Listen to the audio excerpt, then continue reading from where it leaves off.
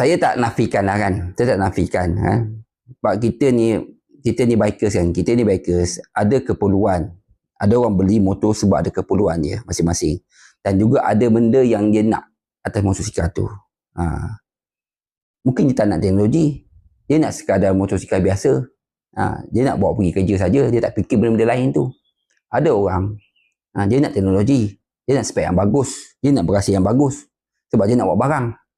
Kita tak tahu apa keperluan bikers kita ni kan. Jadi bagi saya, anda suka, anda ada duit, anda beli, anda pakai. Apa orang akan cakap, pedulikan. Kalau ikut cakap orang, sampai bila anda tak pakai motor? Mahal lah kan.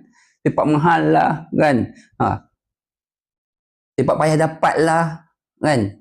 Nanti susah nak jual lah. Nanti semua nantilah